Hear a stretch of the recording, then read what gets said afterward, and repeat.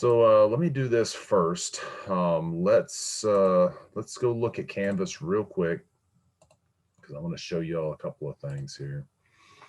Um, I know there was a lot of pre-lab stuff and there's a lot of post-lab stuff for this exercise, but the main reason for that is because there's different aspects to blood. There's a blood typing aspect, there's an identification aspect, and then there's the information about white blood cell count, red blood cells, and hematocrit and everything else. So that's why there were so many different lab pre-lab assignments and post-lab assignments. Now for the fill in the blank identification quiz, again, anything that's fill in the blank, I'll be going back and you'll get full credit for completion on those. And you can, like I said, you can go back and use that to practice and spelling or practice filling it in after you get credit for it. I'm going to show you some histology examples that I have today, but the blood histology images right here, you should definitely utilize that to help you learn the differences basically between the 5 different white blood cell types. The most difficult white blood cell types to kind of differentiate between are going to be your eosinophils and your basophils. The monocytes are pretty easily identifiable, lymphocytes are pretty easily identifiable, and neutrophils are pretty easily identifiable. So just being able to distinguish between the eosinophil and the basophil, that's something that you definitely want to look at. There's a blood smear model, which is on this Quizlet here.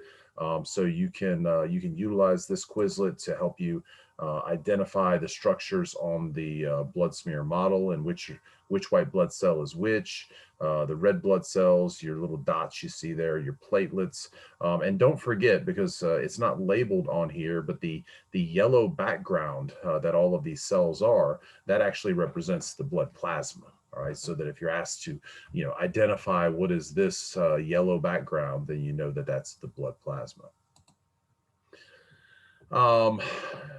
There are 2 blood typing lectures, one from Ms. Strickland and one from Dr. Worrell. I'm going to go over the blood typing today, and I'm going to do it hopefully in a way that is going to make sense to you and that you're going to be able to understand more clearly. But if I don't get the point across to you, feel free to go listen to one of their lectures, and they maybe can get it to sink in a little bit for you. There's a blood typing game that you can go in and practice, blood typing. And then there is this, okay? And this is what I just uploaded today. And this is actually, looks like this. What these are actual trays of blood samples that we took pictures of from campus that show us what happens when we do a sample typing something to decide what kind of blood type we have. These are the kind of pictures that you could see on the practical, so that if we give you a tray that looks like this, you can look at this and go, okay, well, there's a reaction in the A well, there's no reaction in the B well, there's no reaction in the RH well, so this is A negative. And you can go to this one and say, okay, well, there's a reaction in the A well, there's no reaction in the B well, but there is a reaction in the RH well, so that's A positive. So this gives you what an example of each blood type are. So, if you want to print this out, and then you can go through and practice identifying them, like this would be AB positive. Okay, this would be B negative. So you can utilize these to practice for the exam, because like I said, you'll see questions like this on the anatomy test that say, identify this blood type, and then you'll see follow-up questions to it that maybe say, what type of antigens are present in this blood type, what type of antibodies are present, who could this blood type give to, who could this blood type receive from, those types of questions. So, you may want to print this out, and then on the back of it, write down all the information about that one individual blood type. So hopefully we'll be able to, to clear all that up as we talk about blood typing today. There's also this blood typing lab exercise. Now, what this blood typing lab exercise is it's just something from your lab manual that they've done as an assignment in Canvas. I'm not making this for a grade. This is, actually in the end of the of exercise 4. So if you have it in the lab manual, you can practice it in there. But if you want to do this and you want me to look at it and see if you've done it correctly, then you can go ahead and submit it. But again, I'm not going to make this a grade. I want you to use it more for practice. That's why I went ahead and published it, but I didn't give you, hey, it's due by such and such a due date. This is basically case studies. Mr. Jones comes in. Mr. Jones has been in an accident. You don't have time to decide what kind of blood Mr. Jones needs. So what kind of blood can you give him? I'd give him O negative. Well, why would you give him O negative? Well, because O negative is the universal donor. And it's going to ask you a series of questions like that just to kind of give you practice in a setting type environment as to, how to analyze blood type. All right. So again, this is for practice. Again, you can submit it and I'll take a look at it and, comment on it and say, hey, this isn't correct, or this is correct, or hey, it all looks good. And then, if you want to meet with me to chat about it before the second practical, then we can chat and I can explain to you, why this is what it is and that type of stuff. But I didn't assign it, like I said, as a grade. I just wanted you to be able to have access to it to practice it. All right. Any questions over kind of what's going on and what to utilize for this week? The next couple of weeks, we'll be doing digestive system next week. Digestive system does have a cat dissection associated with it. Sorry that we're not on campus for you to, cut up, Felix the cat and see what's, on the inside of him. Some of you may be grateful that you're not dissecting cats. Some of you may have kitty cats at home and it will make you sad if you had to cut them up. Some of you may be dog people like me and you don't care if a cat gets cut up. Not that I don't like cats, but I just like dogs more. Fear not, these are not the friendly domesticated cats. Like I tell students all the time, they say, where do they get these cats from, Dr. B? These are like the bad cats. They go round up all like the crack dealing cats from the neighborhoods and stuff. So, they're getting the bad cats off the street to make the streets safer for all of the good cats. So you don't have to feel sad about the cats. But next week there will be a cat dissection video and there'll be questions about the cat dissection on the practical. So you'll want to take a look at that. And then we'll do respiratory. And then that'll get us through the second set of material. And then we're almost done. So, it's going to start coming pretty quick here. We'll be 2/3 of the way done in just a couple of weeks. Keep your head down and keep grinding and you'll be done in no time. So. All right. The other thing too is Mr. Russell, on his Quizlet in here, he does have over here, this is some individual blood cell models that we have on campus, but there are also flashcards in here about some of the information that he built. So you can go in and what's the average hematocrit for females? You can click on it, 42%. So if you want to utilize his flashcards, you can do that and go through and help you study the terminology, some of the terminology that we're going to talk about today. So I definitely would utilize that. And then the last Quizlet that he has here is shows separated blood sample and the different parts of this separated blood sample, which we're going to talk about today. I'm not going to ask you to label something like this, but this just kind of puts in perspective what a whole blood sample looks like when we put it into a centrifuge tube and what it represents as far as plasma, Buffy coat, formed elements, that type of stuff. So you may take a quick look at that as well. All right, then. So let's get into today's labs. We can get y'all done and out of here. So this is basically going to wrap up our cardiovascular system. We spent the last 2 weeks talking about the heart and the blood vessels. And today we're going to talk about the transporting part of the circulatory system, which is blood. You may remember blood is connected tissue. We do have sparsely placed cells. We have an extracellular matrix that has fibers in it, even though we can't necessarily see the fibers under a light microscope. So it fits the definition of a connective tissue very, very well. The fluid part of the blood is the extracellular matrix. And the extracellular matrix in blood is what we call plasma. Plasma is going to be what we use to basically float the cells in and dissolve solutes in. And when we dissolve those solutes, it makes it easier for transportation for things like nutrients and blood gases sometimes, hormones, electrolytes, things like that. The plasma is going to make up about 55% of your blood volume. All right, so a little over half of your blood is going to be made up of this extracellular matrix. The other 45% of your blood volume is going to come from the formed elements. And the formed elements are going to be things like erythrocytes, which are red blood cells, leukocytes, which are white blood cells, and thrombocytes, which are platelets. So all of that together makes up just under half of your blood. And the majority of that we're going to see is going to come from our red blood cells, our erythrocytes. Now, the primary function of blood is to transport. Again, what are we transporting in the blood? Well, most of the time we associate blood with the transport of oxygen, which is going to be one of the primary functions to get oxygen to the tissues, delivering it attached to the red blood cells and hemoglobin. But we're also going to transport other nutrients. We'll transport hormones, medications, other blood gases like carbon dioxide, waste products. Anything that we need to get from point A in the body to point B in the body is going to be done by traveling through the bloodstream. Regulation, blood is going to play a major role in regulating our body pH. There are a series of buffer systems set up in the blood, which is going to help us to regulate our very delicate pH range.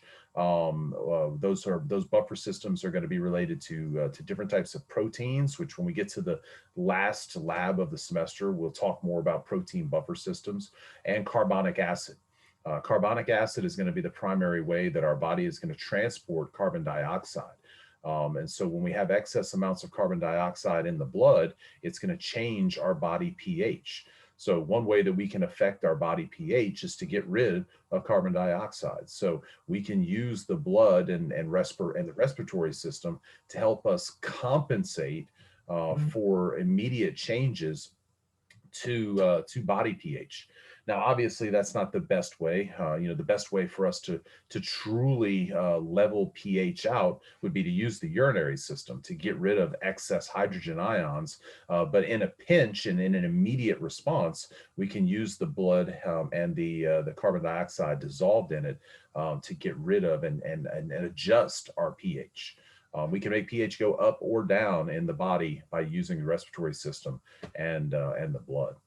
Regulation of body temperature. We know that the integumentary system has a lot of vascularity to it. You may remember that hopefully from A&P1, and that we can utilize that vascularity to help us to radiationally cool or keep warm our blood. We can vasodilate blood vessels when we get hot. That sends more blood to the surface, allows for the blood to cool. And if we get cold, we vasoconstrict those blood vessels, which pulls the blood closer to the core of the body and helps keep it warm. Osmotic balance of body fluids. The proteins that we're going to find in the extracellular matrix are going to help to create a pressure in the blood itself, which is going to help us to move things in and out of the bloodstream based on pressure differences. Remember, that's oftentimes how we move things. Stuff moves based on high concentration or low concentration, but things also move based on pressure. Stuff moves from high pressure to low pressure. So we can affect the pressure, and I'm not talking about blood pressure. I'm talking about the actual pressure exerted by the physical blood itself, by the materials that are dissolved in the blood. That puts an outward pressure or decreases and allows for pressure in. This is going to be important in the urinary system. We'll touch on it a little bit today, but then when we get to the urinary system, we'll talk a lot more about that osmotic balance. And protection. Obviously, the blood is going to play an important role in the healing of damaged tissues. When tissues are injured, obviously there's going to be blood loss associated with those tissues. And the first thing that we need to do is stop the blood loss. So they're going to be clotting factors, and a clotting facilitation that's going to take place when we have damage occur to those tissues. The other way that we provide protection is through the leukocytes, our white blood cells, which are going to play an important role in the immune response to different types of pathogens. We have 5 different types of white blood cells, and those white blood cells are all going to become more active when they're presented with a different type of situation. There's always some crossover between them, but the each individual cell is going to have its favorite thing to go and attack, and we'll kind of talk about that as we go through today. So like we said, plasma is comprised mostly of water. The composition of it being mostly water allows for it to be a very useful media to dissolve solutes in. The dissolving of those solutes, like water-soluble hormones or electrolytes, things like that, makes it much easier for us to transport those items to the necessary tissues. Now, plasma proteins are going to make up a large portion of what's dissolved in our blood plasma. These plasma proteins are going to exert what we call colloid pressure, and this is the pressure that we were talking about within the blood itself. And this is an outward pressure by the volume of proteins in the blood itself. If you have a fluid environment and you stick a solid object into that fluid environment, you know that it changes the volume or it displaces the water, right? If you fill up a bathtub halfway and you get in the bathtub, it fills the water up, right? When you're boiling crawfish, you want to make sure you only have the pot filled halfway, otherwise it's going to overflow when you put the crawfish in. This displacement of water, well, it displaces because it has somewhere to go. If it's in a sealed environment, all right, like a blood vessel, the more dense accumulation of plasma proteins we would have in that sealed environment is going to then increase the pressure of that sealed environment. Does that make sense to everybody? The more volume we add into the sealed environment, the more outward pressure we're going to create. And that's what we see with these plasma proteins. The most common plasma protein that's going to have this type of osmotic effect is going to be albumin. Albumin is going to be used to help to function as a transport protein, and it's going to play an important role, particularly when we get to the kidneys, in forcing things out of the bloodstream. Another one of our plasma proteins are globulins. These globulins are going to come in different varieties, and the immunoglobulins are going to be the antibodies that we use to attack foreign antigens. When we get to the lymphatic system, we'll talk about the different type of immunoglobulins that we have. We're going to mention one of them today, the IgG immunoglobulin, which is part of the Rh factor complex.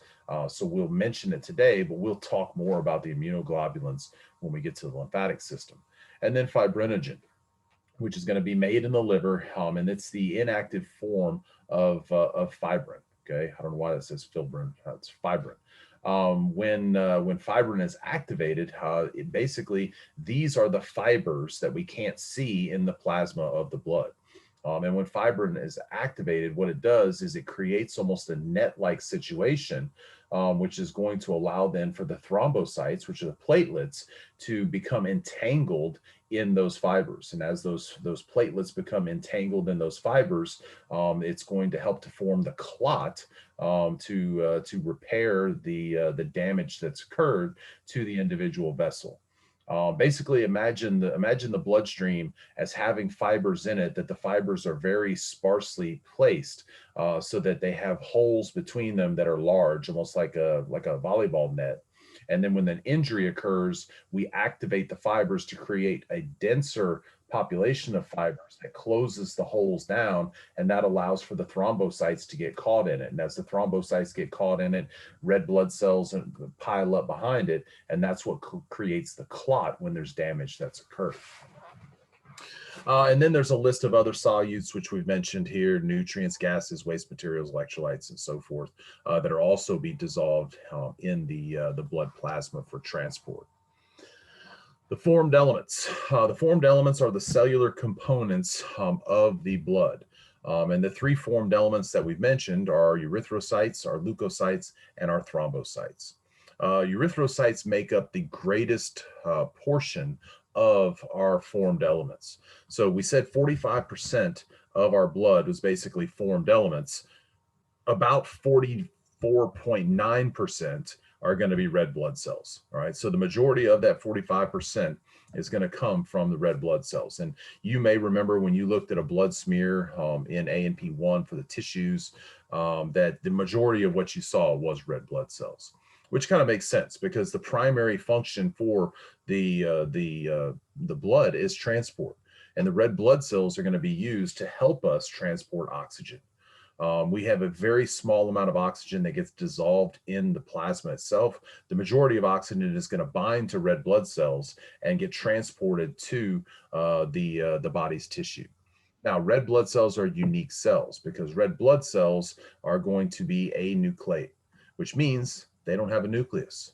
If you remember in A&P1, we talked about reticular connective tissue, and we said that reticular connective tissue had reticulocytes, and that those reticulocytes eventually became red blood cells when they ejected their nucleus. So, red blood cells don't have a nucleus. And the primary reason they don't have a nucleus is because they don't need a nucleus. I mean, the nucleus is kind of the control center of the cell, and it's allowing for cell replication to occur. It's the DNA is kind of the genetic sequence that tells the cell what to do.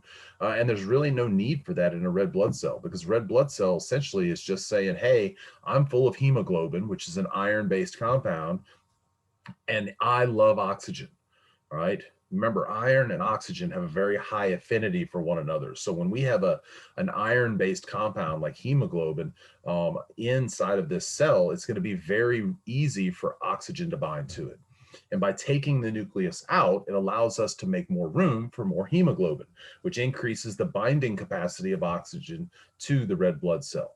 It also changes the shape of the red blood cell. Red blood cells, because they don't have a nucleus, they are going to be biconcave, right? Typically, when we think about a cell, we think of it as kind of being, rounded or at least, oval shaped or something, but a red blood cell is going to be biconcave, which means it's going to kind of have this shape to it when we look at it from a side. It's going to be skinnier in the middle and fatter on the edges. Kind of like a floaty. Okay, if you had a floaty in the pool and you had a piece of fabric that went in the middle part of the donut like that, that's what a red blood cell is going to look like. Nice and thick on the outsides, all the way around in a ring, and then it's going to get much thinner in the middle. And what that does is because it takes a flat surface and it curves it, it increases the surface area of the red blood cell, which increases then the binding capacity for oxygen to the hemoglobin. The red blood cells can form stacks. These stacks are called rouleaus, and rouleaus are not necessarily a great thing. Rouleaus happen when circulation slows down and becomes stagnant. The reason that it's not a great thing is that if I take two cells and stack them together, I'm now decreasing the surface area because I have two cells that are now touching each other. But this is one of the things that happens when blood circulation slows. And it's kind of what we see during agglutination as well. We'll talk about agglutination a little bit when we talk about blood typing. But if you really think about it this way, clumped blood, okay, whether it's in the formation of a rouleau or whether it's in when blood agglutinates because of the presence of antibodies, clumped blood is not good blood. Okay, because it's not providing us the best attachment for oxygen. We're not maximally attaching oxygen, and that's going to lower your PO2 or the percentage of oxygen in your blood, which is then going to provide less oxygen to the tissues. Red blood cells can have a lifespan of about 120 days. Remember, red blood cells are going to primarily be made in the red marrow that we find in the ends of long bones and in our flat bones. The stem cells located there are constantly making new red blood cells, although we do get, like we said, about 1% of them from the reticulocytes in the reticular connective tissue. But the primary location for the production of red blood cells is going to come from the long bones. When those red blood cells die, they're going to be recycled. They're going to be filtered off in the spleen and the liver, and we're going to make room for new red blood cells. All right. Again, the reason that we don't replicate red blood cells from a previous red blood cell is because we lack a nucleus, right? And in order to undergo mitosis, you have to have a nucleus to be able to go through prophase and anaphase and metaphase and telophase and all that kind of stuff to separate the chromosomes. There's no chromosomes in the red blood cell. So they're going to live, they're going to die, and they're going to get replaced by new red blood cells. Now, there are 5 different types of white blood cells, or leukocytes, and those are going to be neutrophils, lymphocytes, monocytes, eosinophils, and basophils. This is the arrangement of these white blood cells from most common to least common. And there's a reason for this that I'm going to touch on in just a minute. But you should remember that neutrophils are the most common. When we say most common, we're talking about in a person that's not sick. All right, in a normal blood smear, CBC, or white blood cell count that's in a normal person. We should see neutrophils make up about 60 to 70% of the white blood cells that we see. We should see lymphocytes make up about 20 to 25%. Monocytes, 3 to 8%, eosinophils, 2 to 4%, and basophils, 0.5 to 1%. Now, the way that you can remember that is this mnemonic over here: never let monkeys eat bananas. That tells you that the order from greatest to least of those white blood cells. Now, the white blood cells are divided into 2 major groups. We have granulocytes and we have agranulocytes. Now, the confusing thing about it is that we know that A typically means without. All white blood cells have granules. It's just that some have granules that stain and some have granules that don't stain. All right. Your fills, okay? Neutrophils, eosinophils, basophils. Your fills are going to be our granulocytes. All right. That's the easiest way I can tell you to remember it, is that the 3 that end in fills are your granulocytes, and the 2 that don't end in fills are your agranulocytes. Now, again, what this means is that the granules are going to stain more darkly, and the darkest staining are going to be your eosinophils and your basophils. Your lymphocytes and your monocytes, they have granules, but the granules don't hold stain, so you won't see them, which is why we call them agranulocytic. So make sure you know which white blood cells belong to which category, because that's a question that you could have as a follow-up question or as a question on the physiology test as well. Thrombocytes, again, these are our platelets. Thrombocytes are not actually cells. They're parts of a larger cell that has broken into smaller pieces, which is why they are not perfectly smooth, which allows them to actually do their job. I always in my head picture thrombocytes almost like the burrs, they get stuck to your socks when you walk through tall grass. They have all those spiny little points to them. Or, for a more accurate and recent description, what do we know that's spiky looking, that you've seen 1,000 times in the last 10 months? This is the picture of the coronavirus, right? The little ball with all the spikes on it. It looks like a dog toy. Or one of those balls that you put in the dryer, that have all the little spikes on them. They're supposed to keep, your clothes static free or whatever. That's kind of what I picture when I picture a thrombocyte. And those jagged little edges are what helps it to get caught in the fibrin as it's passing through damage to a blood vessel. But that's your thrombocytes, and you'll see the thrombocytes. I'm going to show you some examples of these so you can know. I have some slides that I took at school that show neutrophil, lymphocyte, monocyte. I wasn't able to find an eosinophil and a basophil because honestly, they're so uncommon that I could take literally an hour scanning through a slide before I found one. So I'm going to show you examples of those 3 cells, and then you'll be able to see the red blood cells, and you'll be able to see the thrombocytes and stuff.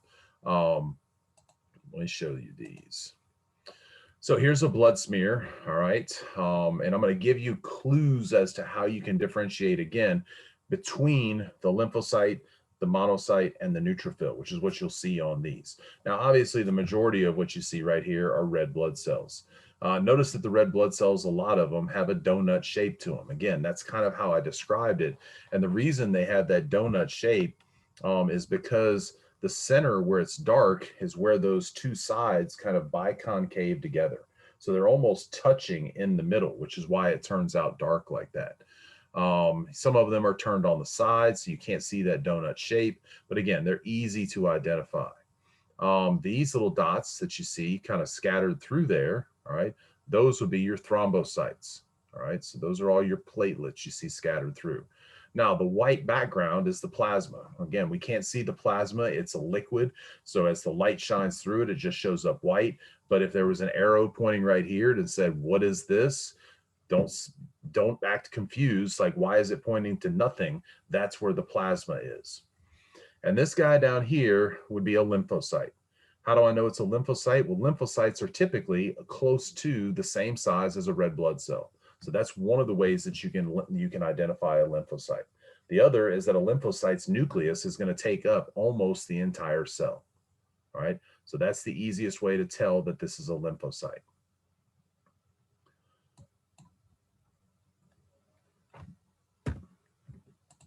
All right, a second. I thought I had them all pulled up. Hold on, you'll give me a second to find my other 2.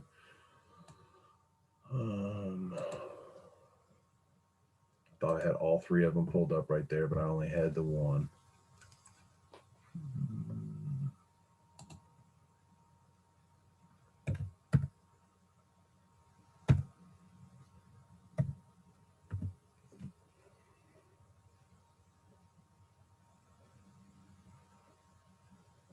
Go.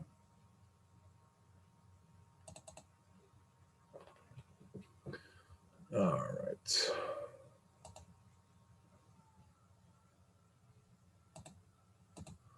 All right, my old slow computer here.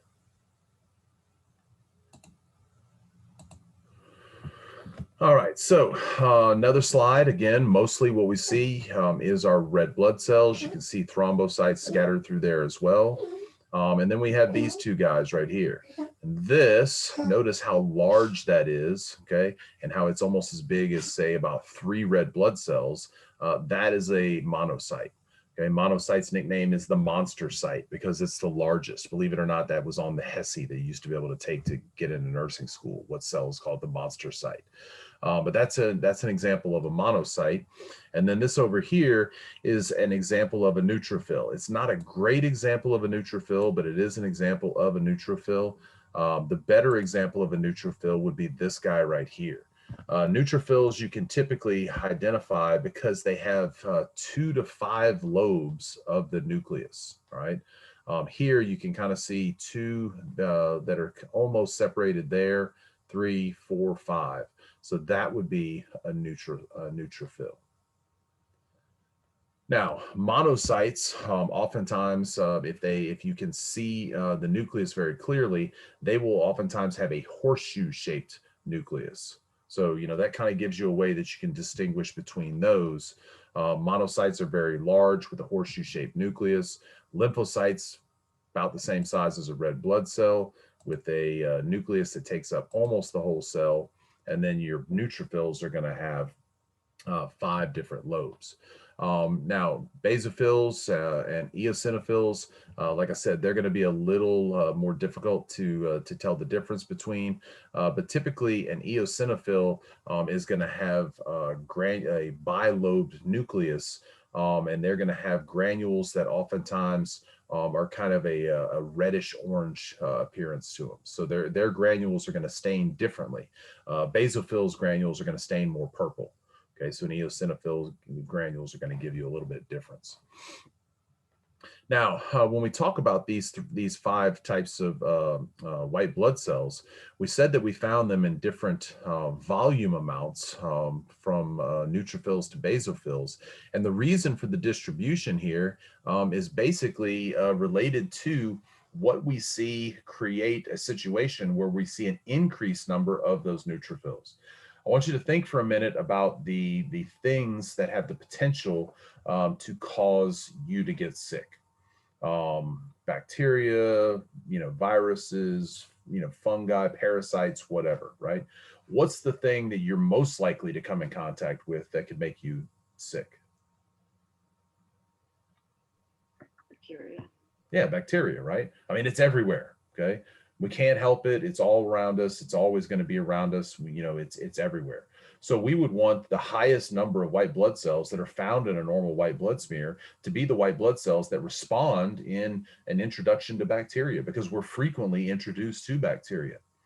The second most common thing that we come in contact with to make us sick would be viruses, which lymphocytes are going to respond very heavily to a viral pathogen, monocytes to a fungal pathogen, eosinophils to a parasitic pathogen.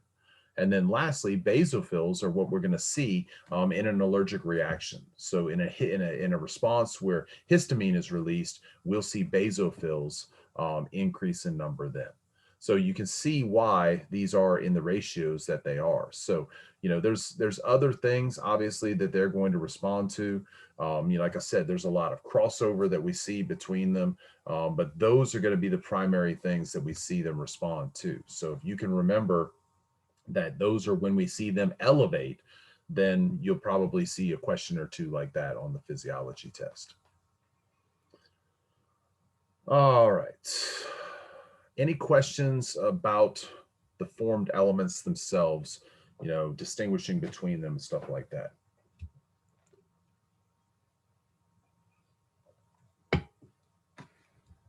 All right.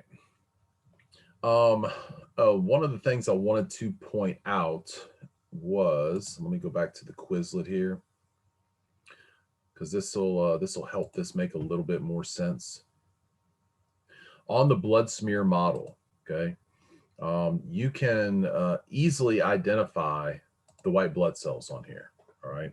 Now you can obviously memorize, which ones are which, but you can also use their frequency to help you determine what you're looking at. All right.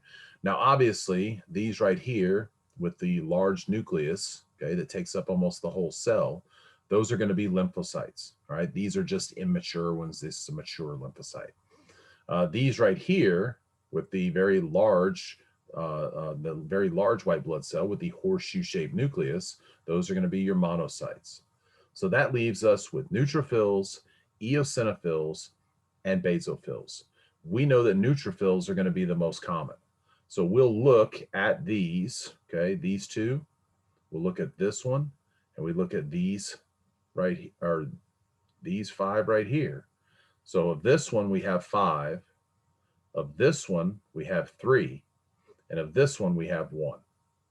So what's the most common one that we have? A neutrophil. So it's the one that we have 5 of. What would be next outside of lymphocytes and monocytes would be our eosinophil. So we have 1, 2, 3 eosinophils.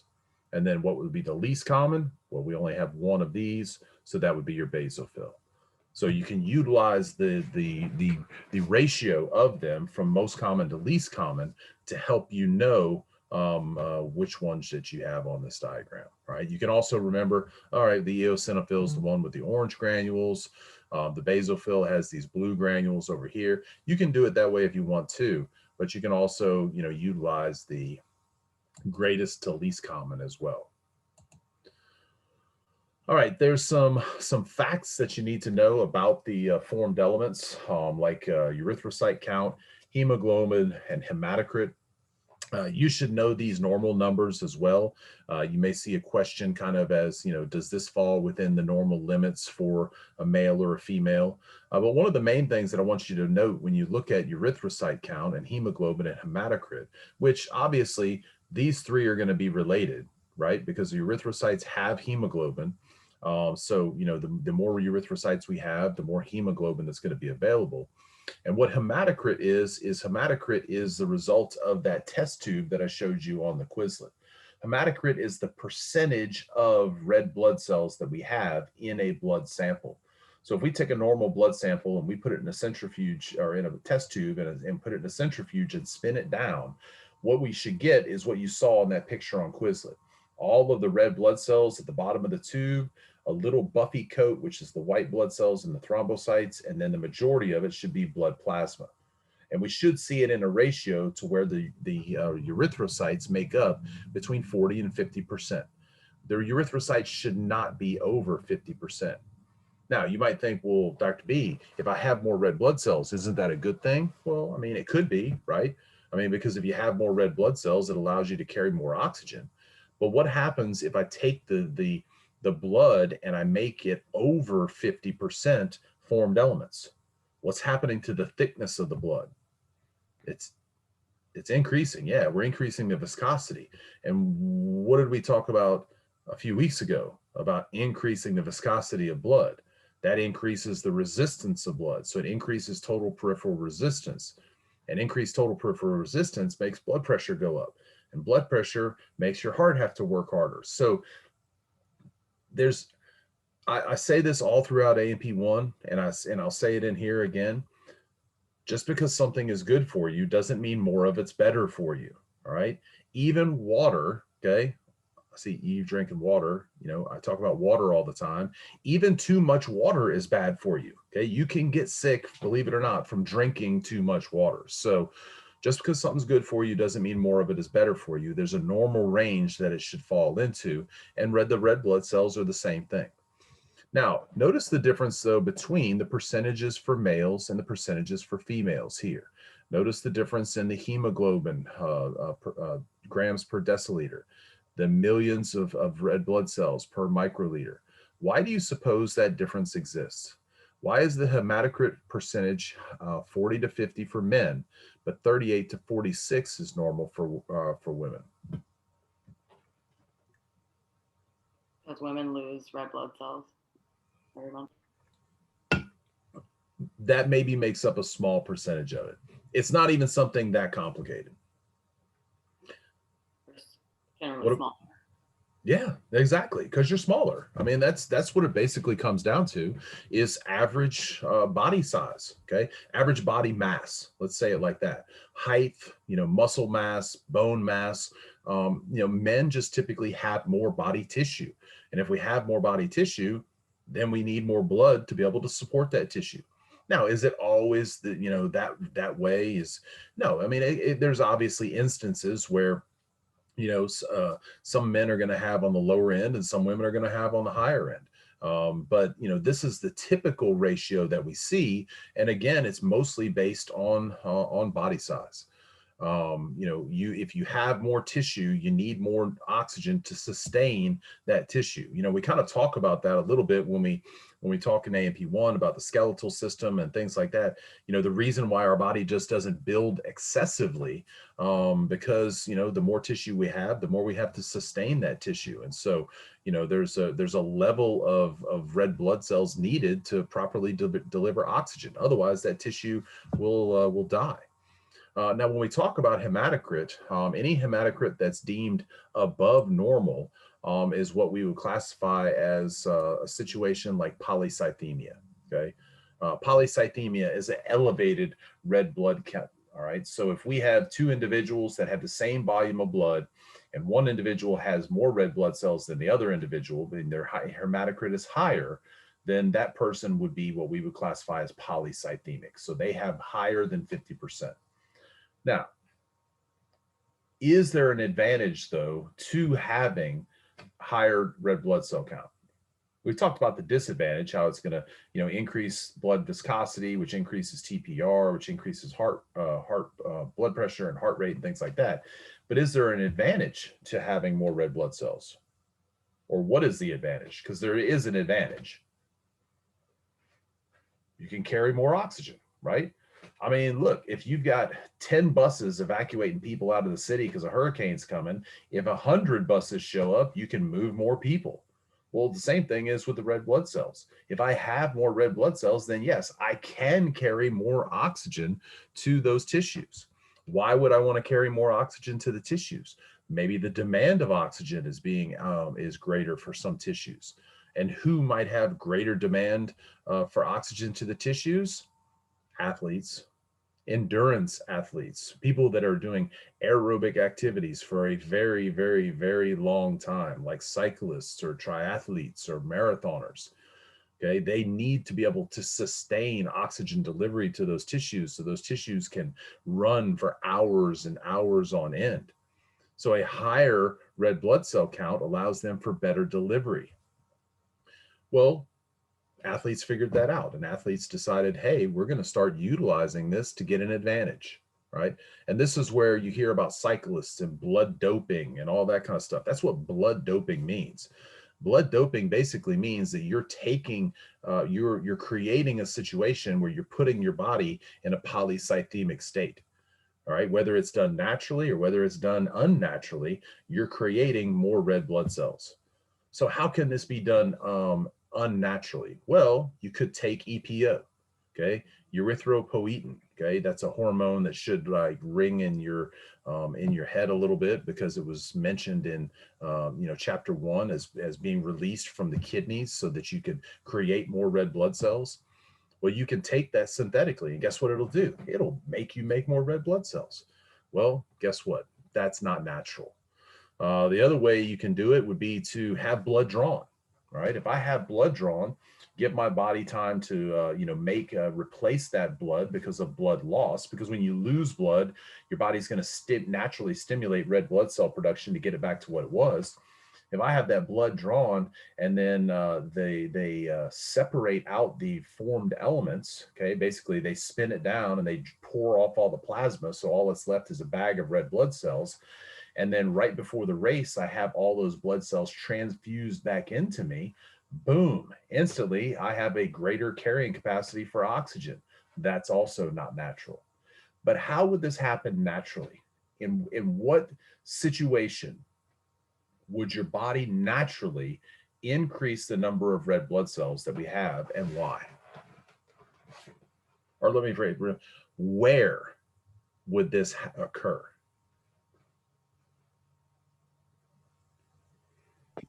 In a bone marrow. Where? Why would your body want to make more red blood cells if it thought it wasn't getting what? Enough oxygen, right? If you had decreased oxygen intake, your body's reaction to that is going to be to make more red blood cells. Why? Because it doesn't understand why there isn't enough oxygen being delivered to the tissues. It just knows there's not enough oxygen being delivered to the tissues. And the only way that it can fix that is, one, to make you breathe faster, or two, to make more red blood cells. That's the two things your body can do to get more oxygen to it. But why would there be less oxygen? Don't say because somebody's choking you. I mean, that's true. I get that. Yes. High elevation. High elevation.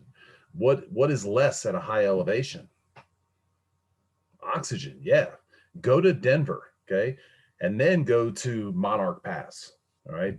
I went to take my son on a college football recruiting trip a few years back when he was doing all of that, and there was a school in Colorado, in Gunnison, Colorado, which is near Crested Butte, and so we flew into Denver, and then we drove to Gunnison, and you have to go through this winding little road that ends up at this place called Monarch Pass, and Monarch Pass has an elevation over 12,000 feet. We're at 0. Okay, some of you may be at less than 0 feet. We are at the maximum saturation of oxygen that you can possibly have in the air, right? Low elevation is maximum oxygen. There's one thing that Louisiana has better than everybody else. It's oxygen concentration. There's not a lot of things we're first in, but that's one of the things that New Orleans is first in, is the amount of oxygen in the air that you breathe, okay? It doesn't get any higher than this, because the lower you are, the more oxygen there is in the air. The higher you go, the less oxygen there is. So, you know, a Louisiana boy like me, if you take me and put me at 12,000 feet, I'm struggling. Okay, I'm struggling really hard to breathe. In fact, I bought some of the oxygen that they have in the gift shop at the top of Monarch Pass. They sell little containers of oxygen, and I bought 2 of them just so that I could drive down the mountain and get back to 7,000 feet where I could breathe more easily. So if you spend time at elevation, eventually your body is going to adapt. You know, there's an adaptation that happens when people go climb those 14,000 foot mountains in Colorado. Nobody just shows up and goes and climbs one of those the next day. They show up to Denver and they hang around in Denver and let their body acclimate. And what their body's doing while they acclimate is their body is increasing red blood cell production.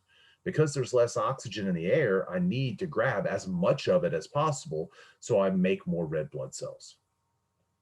So we can create more red blood cells by being in a hypoxic situation where not enough oxygen is present. So that's why so many of those endurance athletes go and train at elevation. They're training at elevation because it naturally increases their red blood cell count, and they can the sports world that they live in will allow them to do it that way. They won't allow them to do it the other 2 ways. But if you want to go train in the mountains of Colorado and then come down and have a race in New Orleans, yes, it's going to give you a huge advantage here because you have twice as many red blood cells maybe as the guy that's been training in New Orleans does. All right, so there's a definite advantage to it, but that's how that occurs naturally. Dehydration, obviously, this is going to cause elevated red blood cells because we're making more. Dehydration, well, if I lower plasma volume, doesn't that raise the percentage of red blood cells? Yeah. So by lowering plasma volume because I have less water, I'm raising my hematocrit, which again, one of those things we talked about was increasing the thickness of the blood. One of the things that we saw the total peripheral resistance was dehydration. And then the last is shock, which is decreased plasma volume, obviously due to some type of trauma, which it can also create a hematocrit ratio that's higher than normal. What about a hematocrit ratio that's lower than normal? Well, the first thing we think about when we think about less red blood cells and less oxygen carrying capacity is people that have anemia. Anemia is 2 different varieties. We have aplastic anemia, which is the failure of a person's body to make enough red blood cells. That can lead to a low red blood cell count and can lead that person to, you know, being lethargic or, you know, not being able to have cognitive thought because of decreased oxygen or whatever. And that can come from the failure to make new red blood cells or the failure to make viable red blood cells, like we see in sickle cell anemia, where the cells are misshapen and so they don't carry oxygen to the tissues. The other type is hemolytic anemia, which is the removal of too many red blood cells. So again, you know, having too few red blood cells can happen because we don't make enough, or it can happen because we're getting rid of too many. Leukemia. Leukemia is an alteration of obviously our red blood cell activity.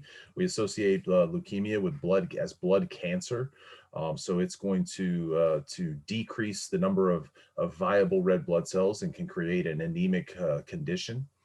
Cirrhosis, which is a liver disorder, which is caused oftentimes by diseases like hepatitis or sometimes alcoholism, which results in potentially cycling out too many red blood cells can create an anemic condition. And then hypo and hyperthyroidism. The production of T3 and T4 can change mineral deficiencies, which can result in anemia. What mineral deficiencies that we could see would result in an anemic condition? What mineral have we mentioned associated with red blood cells? We mentioned iron, right? And its capacity for binding oxygen. So if we end up with a mineral deficiency of iron, that can lead to anemia, which puts another group of people that we don't have listed on here, but there's another group of people that oftentimes are anemic, and that's pregnant women. Okay.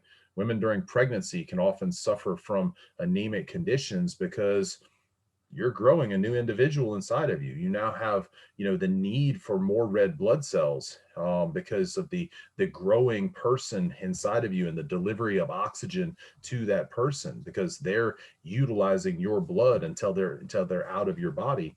And so you need to have an increase in certain minerals, which is why, prenatal vitamins are going to be very high in iron content, because it's helping to alleviate that possibility for anemia because of mineral deficiencies. All right. Again, white blood cell count. I don't ask you a lot of questions about hemoglobin outside of the concentration itself. White blood cell count, again, make sure you know those percentages and the greater to least ratio of those white blood cells. And that brings us to blood typing. All right, so with blood typing, the first thing we have to understand is the differences between the words antigen and antibody. An antigen is a identifying marker that we find on the surface of all cells. All right, every cell in your body, every cell that enters your body has an antigen on it, which is kind of its fingerprint. Okay, it's its identifying mark so that other cells can recognize it. An antibody is an immunoglobulin. All right, this is something that is going to be used to attack foreign antigens. When we say attack, oftentimes it can cause the antibody to actually physically engulf, or it can cause it to bind to those antigens.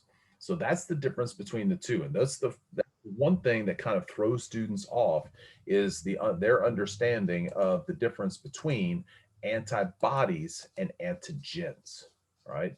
Antigen tells you who you are. An antibody is something that fights something off. Right? We should be familiar with antibodies. Again, that's something that's been talked about for the last 10 months is antibody testing and knowing whether you've been exposed or not been exposed to COVID.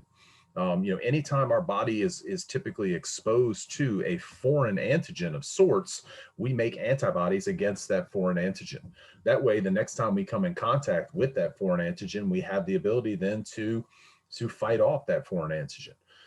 Antibodies and antigens are the reason for tissue rejection, in transplant patients. If you take somebody else's tissue and put it in your body in a capacity where it's an organ, there's going to be some of your body that wants to attack that tissue because it's going to say, hey, the antigens on that liver don't match my antigen. So obviously this must be some type of foreign pathogen that's come here to kill us. So we need to attack it. So that's what antibodies are, and that's what antigens are. We are going to identify the blood cells based on the antigen, meaning what do the markers on the surface of the cell tell us? We're then going to have in the plasma antibodies, which will not correlate to the antigen on the marker. You can't have the same antibody and the same antigen in the same blood, because that antibody is then going to attach to the antigen on that blood cell. Now, I'm going to actually draw today. Y'all know me, I don't draw very often, but this is what I found to be the easiest way. And since I don't have a big chalkboard, and I didn't even have a big whiteboard in the house, I have my grocery list whiteboard right here. So I'm going to draw some red blood cells real quick. And I'm going to draw an A blood cell, a B blood cell, an AB blood cell, and an O blood cell. All right.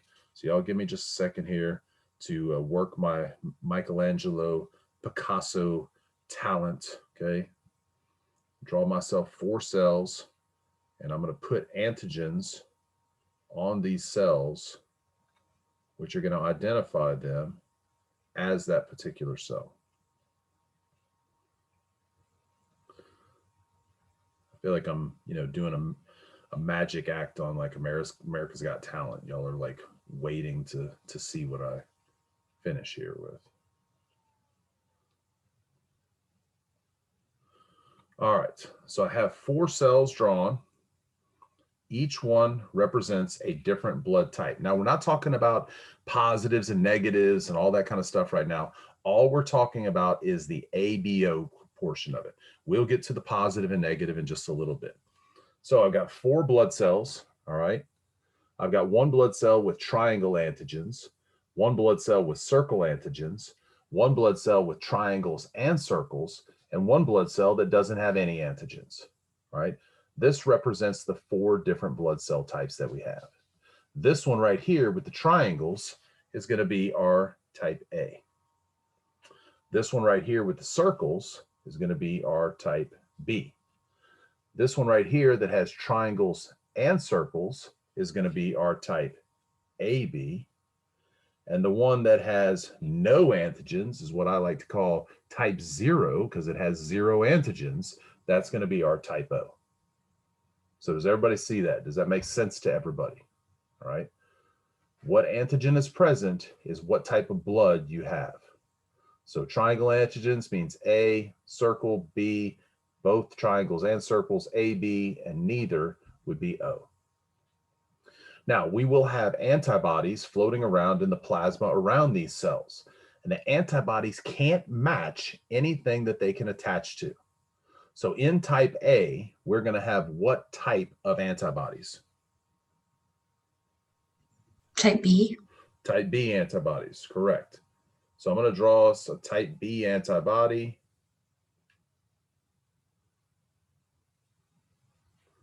All right. So that's our type B antibody.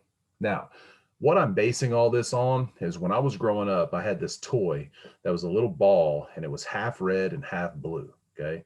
And you had different shapes in it, you know, and so the square only fit in the square, the triangle only fit in the triangle, the star only fit in the star. And after you got all the shapes in it, you'd pull it apart and everything would fall out. All right. That's what I'm basing this on.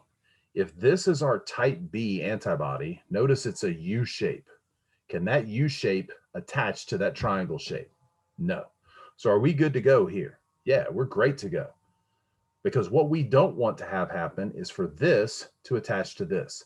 See, these antibodies have all these attachment sites. So one antibody might be able to bind to 100 different red blood cells. That's what we call agglutination. That's the clumping that we don't want to see. So the reason we can't have the same antibody in with the same antigen is because it will cause agglutination and it will cause clumping of the blood. So type B over here, we're going to have then type A antibodies, right? So type A antibodies are going to look like they have little V's on them. Those V's can attach to those circles. So we're good here, okay? Those type A antibodies can't attach to type B. What kind of antibodies are we going to have with AB? None. None, right? We can't have any. If I put these antibodies in, what's going to happen? They're going to bind here. If I put these antibodies in, what's going to happen? They're going to bind there. So type AB is going to have no antibodies. Now, what about type O down there? Type O doesn't have any antigens. So is it safe for type O to have type A antibodies? Yeah. Yeah. Because type A antibodies don't have anything to bind to. Is it safe for there to be type B antibodies? Yeah, because there's no antigens for it to bind to. So type O is going to have both types of antibodies. All right. Does that make sense to everybody? So everybody now knows the difference between an antigen and the difference between an antibody, and knows in which blood type, okay, which antigens are present, and in which blood type, which antibodies are present. Type A antigen, type B antibody. Type B antigen, type A antibody. Type AB antigens, no antibody. Type O antigen, 0 antigens, both antibodies. Has everybody got that? All right. Is anybody confused? Does that clear some issues up as far as that step is concerned? All right, good. I'll assume silence means yes. I usually assume silence means no, but we'll assume it means yes here. Now, those antibodies that we're talking about, the A antibodies, B antibodies, and so forth, those are present from birth. Okay, these are not an acquired set of antibodies. Acquired set of antibodies is what we get, when we come in contact with the flu, when we come in contact with a cold or COVID or whatever, some type of pathogen that's not supposed to be in our body. Our body sees it, it responds to it, it builds antibodies that then will recognize it the next time we come in contact with it. That's why we don't ever catch the same flu twice. Right? If there was only one flu, then you would have to get one flu shot and you'd be good forever, like polio. Okay. Now, the reason that works for polio is because polio doesn't mutate. It's not constantly changing itself up. The flu is. Okay. The flu is constantly going, hey, guess what? They've developed this vaccine for us. So I'm going to mutate. And now all of those vaccines that were good at killing me, now they're not going to be good at killing me, which is why we have to constantly have a new vaccine developed every year for the flu. That's part of the issue that, that they were worried about with COVID here coming up, was all of a sudden we have these different strains, these different mutations of it. How effective is the vaccine going to be towards it? Sometimes the vaccine is just as effective on the mutated version as it is on the original version, but, we won't find that out until there's been enough exposure to it. Which that's a topic for a whole nother day. So we can't get into a COVID vaccine discussion. One question about that topic, sorry. Sure, but go ahead. is that related more towards the virus being prone to mutations or to our intensive vaccination of polio specifically? Both. There's an R factor. If you study immunology, and I am by no means an immunologist, but I remember enough about it from school. When you study immunology, there's something they call the R factor. And the R factor is basically their statistical component as to how quickly the virus will mutate. Some viruses have a very high R factor, which means they mutate very rapidly. Some viruses have a very low R factor. Polio, like you said, or smallpox, things like that, those are viruses with very low R factors. So there was never a real risk that they were going to mutate and we were going to have to develop a new virus. If there was some chance that it did happen, then yes, we would have to develop a new virus to it. And yes, obviously in those times, the vaccinations were, they were super aggressive with it. Everybody at that point got a smallpox vaccine. You've got older people that have the scar on their arm from it and stuff like that. But it's a combination of the two, the propensity for the virus to mutate, and obviously the people's compliance and activity with getting the vaccine. But it also has to do with the effectiveness of the vaccine. I mean, I'll be honest, and this is completely, not related to this topic. I've not been impressed with the vaccines that they've come up with for COVID, because to me, a vaccine is something that helps to prevent you from getting something. And from what I've read, this doesn't prevent you. It just lessens the symptoms of it. Polio vaccines prevented you from getting polio. Smallpox prevented you from getting smallpox. It wasn't, oh, you can get it and then not be, not have it as bad. It was a preventative type thing. So, yes, I fall into that skeptical camp of, hey, normally it takes years to develop a vaccine and they test it on animals and we're testing it now on humans, which, from my science mind and statistics and the way that experiments and stuff is done, that just worries me. So I know that it had to be done this way because it had to be done quickly, but to say that it doesn't make me worried a little bit, it does. So, go look up thalidomide and that'll tell you, why I'm a little nervous about it, kind of thing. But this is not an acquired situation. This is something that we're born with. Okay, so we have antibodies which are going to naturally fight off and bind to and agglutinate with other blood types. Now, before we get into Rh, again, which is another antigen that can possibly be on the cell, before we get into Rh, let's talk about, of these blood types, who can give to whom and who can receive from whom before we get into positives and negatives, right? Because I think it's easier to do it in two different steps. So if we think about this, all right, type A, we're going to do give, right? We're going to do who can this person give to? Type A can give, first of all, to type A, right? You can always give to your same blood type. We're not including positive and negative yet. We're just talking about ABOs. So type A can give to type A. Can type A give to type B? No, because of this guy right up here. Can type A give to type AB? Yes, because there's no antibodies present here. And can type A give to type O? No, because there's both antibodies present here. So type A can give to type A, and it can give to type AB. Type B can give to itself, and it can also give to AB because of the presence of no antibodies, but it can't give to O. Type AB, who can type AB give to?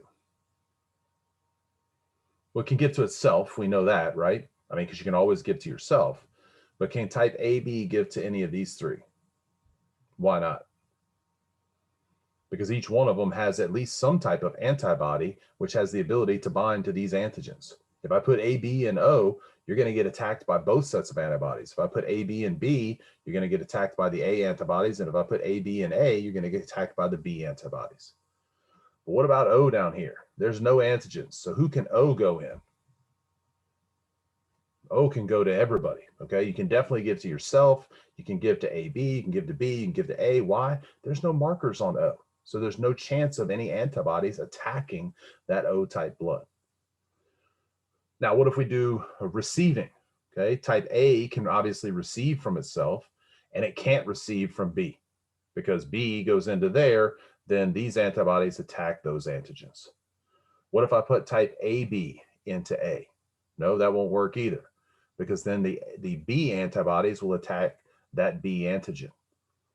What if I put type O into A? Is that a problem? No.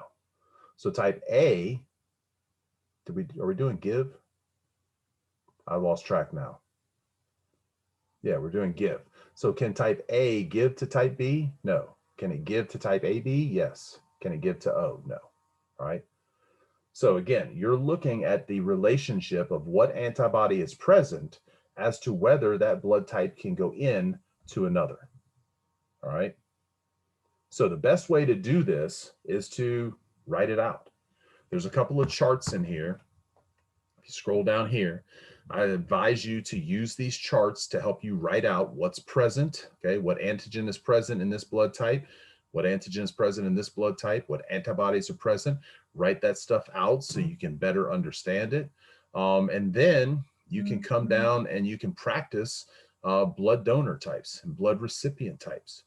The best way I tell students to do this is actually to write all the blood types out on slips of paper and then write out give and receive on 2 other slips of paper. Make 2 piles. Grab out of the give receive. It says, all right, receive, and then grab a blood type. Say it says receive AB positive, and then put them down, get a piece of paper, and write out everybody that can receive AB positive. Okay. Do it that way, and then you can practice the give and receive relationship. So again, when you're giving, you can always give to yourself and AB. When you're receiving, you can always receive from yourself and O. Okay, O can give to everybody. AB can receive from everybody. Now, we have to take into account positive and negative. So first, let's talk about positive and negative and what that means, okay? When we are talking about science, all right, what does the term positive mean? From a science perspective. You have something. You have something, exactly. If you have a positive COVID test, it means you've got the COVID. If you have a positive flu test, it means you got the flu. If you got a positive pregnancy test, it means you got the pregnancy. All right. Positive means you have it. Positive X-ray, broken bone. Positive MRI, torn meniscus. Okay. Positive means you have it. So we're doing an experiment, and if we get a result, if there's a change, that's a positive test. If there's no change, it's a negative test. So from a science standpoint, negative is good, right? Positive means you have it. So when we talk about Rh positive and Rh negative, what Rh is it's another antigen, right? This is an antigen that was discovered in the blood of the rhesus monkey, which is why it's the Rh antigen. They just took the Rh from the beginning of rhesus. Now, the Rh antigen basically shows up as another marker on the cell. So I'm going to draw an Rh antigen right here on the A cell, okay? So now I added an antigen. So now the A cell has a little square on it. So now we have A antigens and we have an Rh antigen. So because the Rh antigen is present, that makes it A positive. This B doesn't have the Rh antigen. So what is that B going to be? Well, if it doesn't have it, then it's negative. So that's how we're going to classify positives and negatives. All right. If I put the Rh antigen on AB, it makes it AB positive. If I leave it off of the O, that makes it O negative. So all it is an extra antigen on the surface of the cell that helps to further identify the cell. Now, here's the thing about the Rh antigen, is that the Rh antigen is not something that we are born with. The Rh antigen is something that we acquire. So how do we, antibody, it's not something we're born with, it's something we acquire. So how do we acquire the Rh antigen? We get exposed to Rh positive blood. Now, of the positive blood types and the negative blood types, which are the only blood types that will ever form the Rh antibody? Negative? Negative. Yeah. We can't have an Rh antibody in Rh positive people. Otherwise, it would cause agglutination and it would bind the blood together. So Rh positive people will never have the Rh antibody. But negative people can develop it. But they're only going to develop it if they're exposed to a positive blood type. So you say, well, when would anybody ever be exposed to a positive blood type? I mean, they do blood checks and that should never happen. Well, sometimes it does, like in childbirth. Childbirth is messy, folks, okay? And sometimes there's blood involved and sometimes there's mixing of blood, all right? If you have an Rh negative mother, right? And she's pregnant and she gives birth and they do the blood work on the baby and it comes back that the baby is Rh positive, right? Mom's B negative, baby comes out B positive. During the delivery process, there may have been some mixing of the baby's blood with the mother's blood, okay? Now, if that happened, then the mother will then develop Rh antibodies due to that mixing of blood. Now, it's not a problem for the baby that's born. Baby that's born is now out and is not an issue. However, with the second pregnancy, okay, again, mom's Rh negative, now she may have developed Rh antibodies. If she gets pregnant again and gets pregnant with another positive blood type child, then we could have a problem. Because the Rh antibodies are part of a family that we call IgG, which is the smallest immunoglobulins, which have the ability to cross the placenta. Which means if she has Rh antibodies circulating in her blood and the developing baby is an Rh positive baby, those Rh antibodies will attack the Rh antigens in the newborn baby's blood. And this is what we call hemolytic disease of a newborn. Now, to prevent this from happening, what they will do is they will give the Rh negative mother a shot of what they call RhoGAM. And that RhoGAM basically suppresses the mother's antibody production of Rh antibodies. So what does that mean? That means her Rh antibodies won't attack the Rh positive baby. Now, is it a guarantee? No, because if there's no mixing of blood, then maybe she didn't develop the Rh antibodies. But is it something you're willing to take a chance on? No, it's not worth it. In fact, I've had students tell me that have had kids that said, Dr. B, I'm B negative, and with my first child, they gave me a shot of RhoGAM because they want to make sure They don't know your previous history. They don't know if you've maybe when you were growing up, you did like the whole like wolf pack thing, you know, where you cut your hand, or blood sisters, and you mixed blood together with somebody that was positive and you developed it.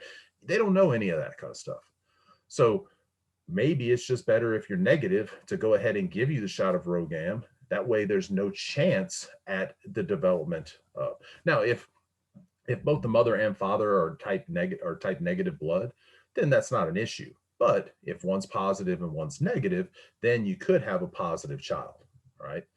We won't get into the genetics and the phenotyping and all of that kind of stuff. I'm not worried about that. But what I want you to get out of this is the fact that negative type blood people can't receive positive type blood. Positive blood type people can receive positive and negative type blood. All right, so this takes it to another step. So again, we have our ABO relationship as to who can give to whom, but now we have this negative positive component thrown in as well. Now, I came up with this analogy years ago to kind of help you understand who can give to whom and who can't, and who can receive and who can't. All right, so negative blood types can give to all blood types, negative and positive, but they can only receive negative blood. Positive blood types can only give to positives, but they can receive positive and negative blood. So if you're B negative, you can give to B negative and B positive. You can give to AB negative and AB positive. But if you're B negative, you can only get B negative and O negative. You can't get the positive blood types. So here's the analogy I came up with, and I actually came up with this on the fly in class, in lecture, because students were having a hard time with it, and it worked. And so I've used it ever since. Negative people. Okay, it's amazing how, science relates to real life sometimes. Negative people. Who do they spread their negativity to? Positive people. Well, they spread it to everybody, right? I mean, a negative person is going to just be negative, and everybody around them is going to suffer. Whether you're a negative person or a positive person, negative people spread their negativity to everybody. All right. If you don't believe me, go on social media. But who typically is the only people to give back and respond to negative people? Other negative people, right? Negative people spread their negativity to everybody, but they only get feedback from other negative people. Positive people, on the other hand, they're at the mercy of getting information given to them by who? Everybody, positive people and negative people.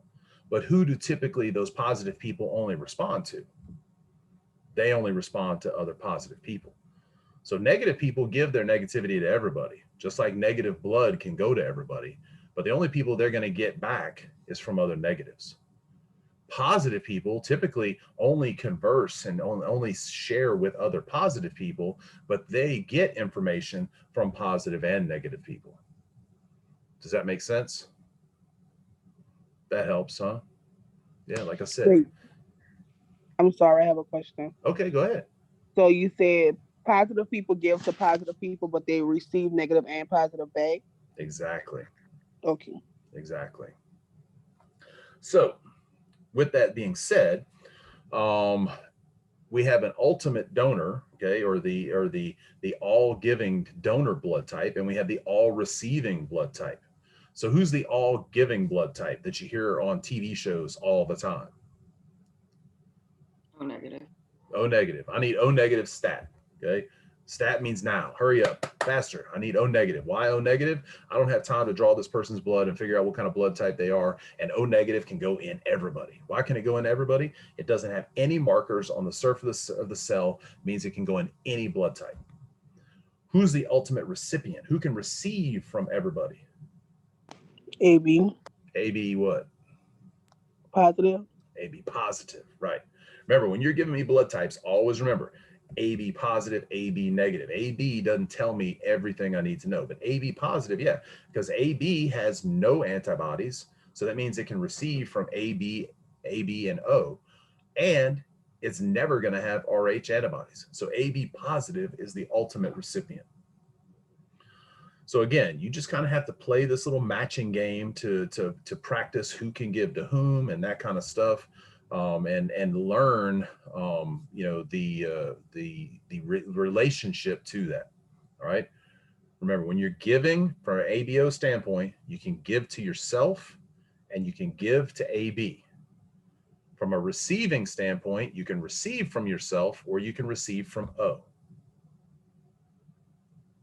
All right. From a positive negative, negatives can receive from receive from only negatives, but they can give to everybody. Positives can receive from everybody, but they can only give to positives.